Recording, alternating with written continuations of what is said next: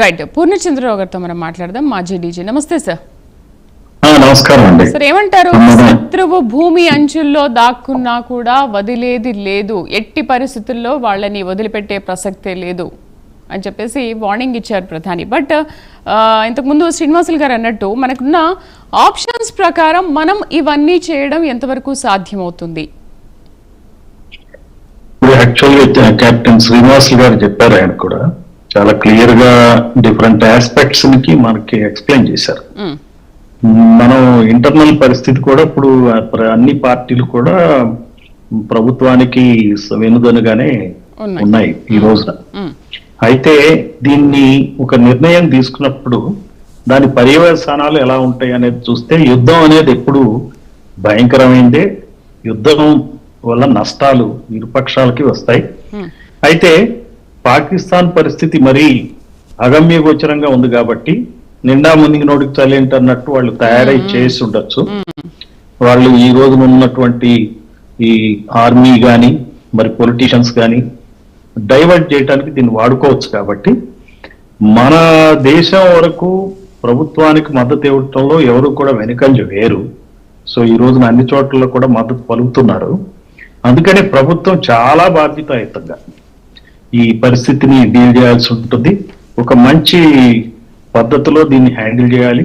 అంతేగాని దూకుడుగా చేస్తే అది మంచిది కాదు. దూకుడుగా కూడా చేసే అవసరం ఉంటుందని నేను అనుకోను. ఖచ్చితంగా ప్రభుత్వం మరి మనకున్నటువంటి ఆర్మీ బ్రహ్మాండమైనటువంటి పటుత్వం గల ఆర్మీ ఎఫిషియన్సీ ఉంది. సో అన్ని రంగాల్లో కూడా మనం బాగా స్ట్రాంగ్ గా ఉన్నాం కాబట్టి ఆచితూచి ఖచ్చితమైనటువంటి ఒక సర్జరీ, మంచి సర్జరీ ఎట్లయితే వేరే భాగాలు చెడకుండా ఎట్లయితే సర్జరీ చేస్తాడో ఆ రకంగా ప్రొఫెషనల్ గా చేయగలిగిన సత్తా ఉంది కాబట్టి అలా చేయాల్సిన అవసరం కూడా ఈ రోజున ఏర్పడింది. సో ముందుకు పోవాల్సిందే.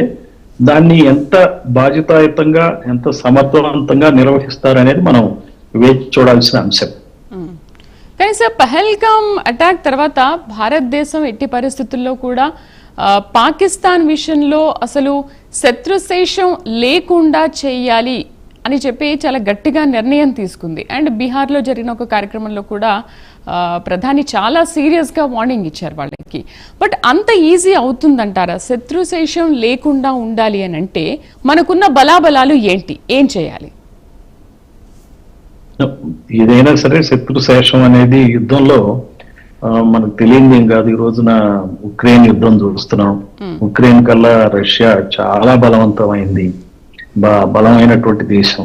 అయినప్పటికీ యుద్ధం అనేది ఎప్పుడు కూడా కష్టాలతో కూడుకున్నది. అటు యుద్ధంలో ఇద్దరూ ఓడిపోతారు. అంటే నష్టాల విషయంలో చాలా దీర్ఘకాలికమైన నష్టాలు ఏర్పడతాయి. అంటే పొలిటికల్ గా మరి ప్రైమ్ మినిస్టర్ ఒక క్లారిటీ జాతికి ఇవ్వాల్సిన అవసరం ఉంది. ఆ పద్ధతిలో చెప్తారు.